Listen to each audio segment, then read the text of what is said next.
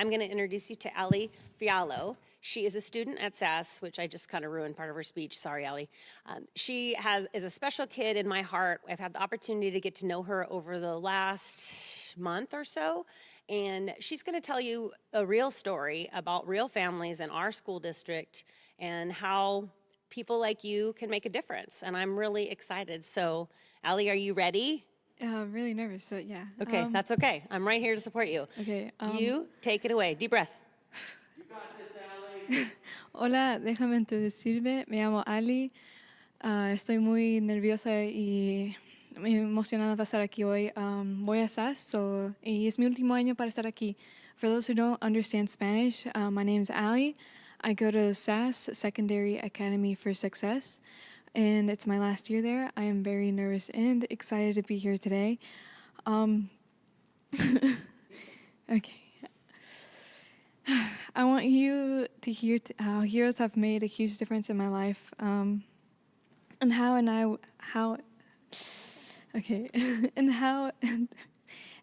why I would like to become one day.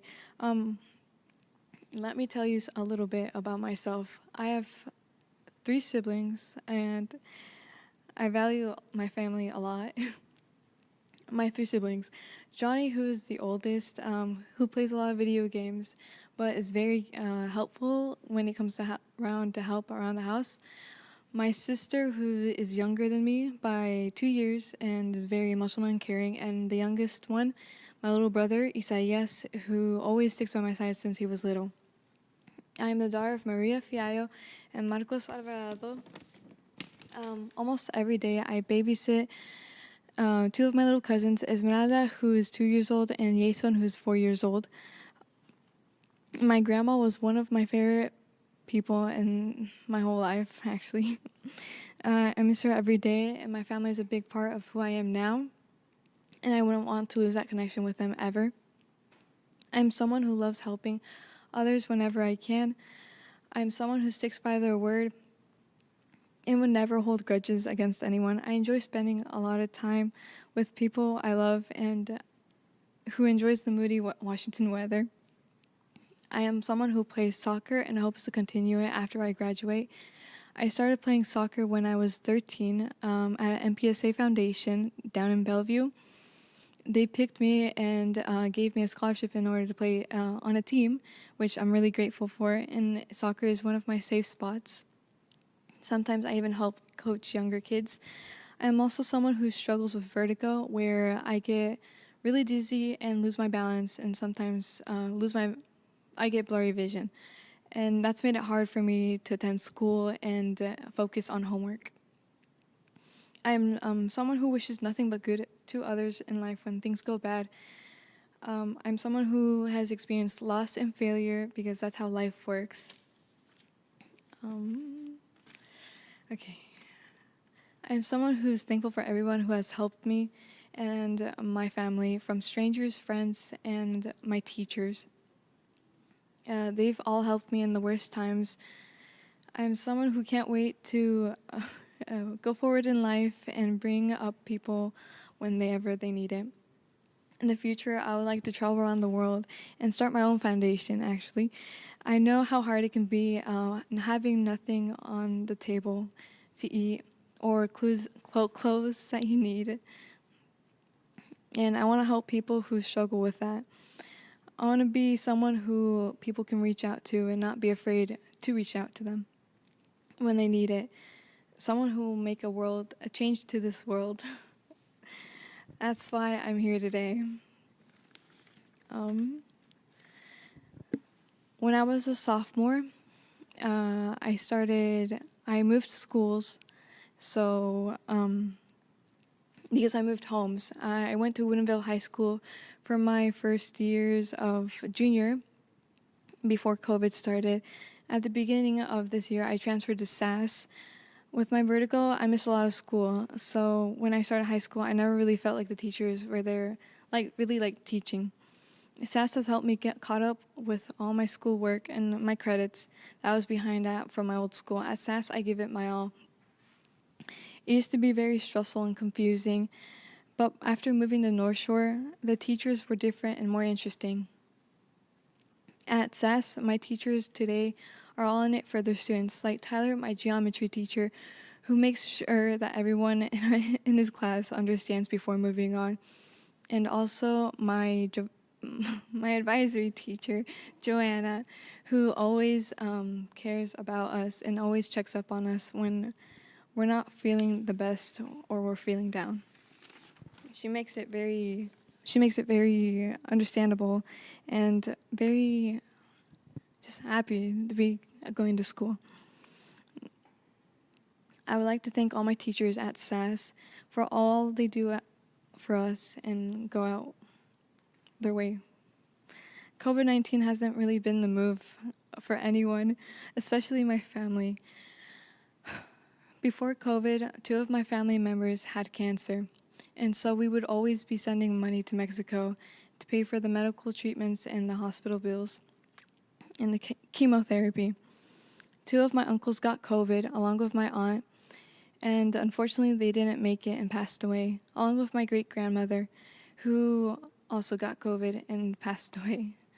And finally, my grandma, who is the closest one to our family. She had to deal with cancer too, but before she could finish cancer, COVID got to her and she didn't make it to the finish line, and she passed away. When we found out that my grandma passed away, it was a really big hit and a big impact on us all, as she always asked how we were and was always just there for us. She was someone really special, and I look up to her, like, even now when she's gone. Where there is darkness also comes light. During the whole COVID and now, we didn't have much money. My dad is the only one who works, so he had to pay for rent, medical bills, hospital treatments, and water bills, and stuff like that. It didn't really leave us with much.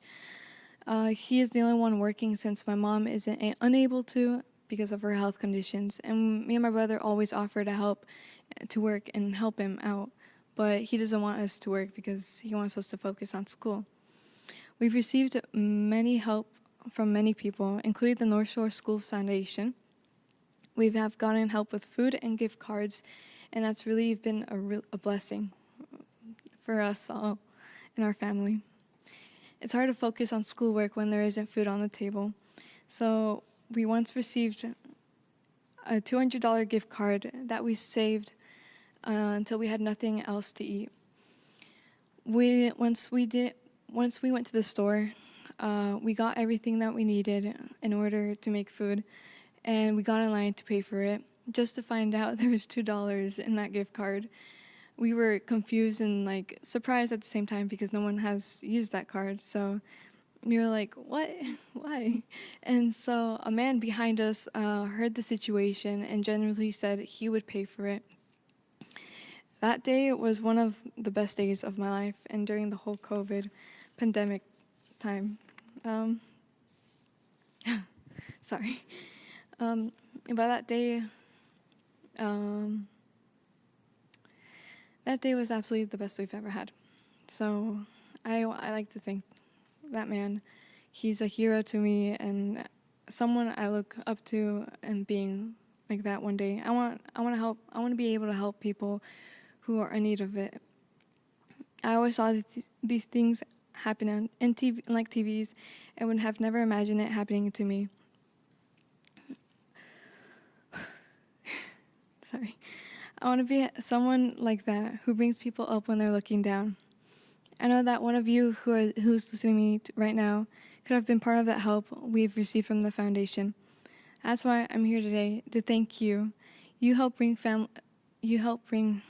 opportunities to families like me to have hope in life when things get rough. I want to leave here today knowing that there's hope in this world if you look hard enough for it.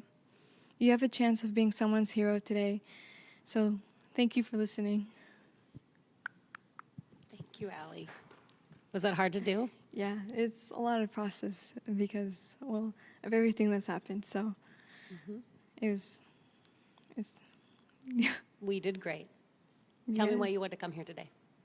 I want to come home today knowing that there's people out there willing to help other families like mine, or people who are in need of help that don't really reach out, but know there's someone out there looking out for them. So Well, thank you. It took courage and strength and poise and beauty to share your story, and it means a lot to us. thank you, So Carmen. Thank you so much. Thank you for everyone Thank you. in North Shore.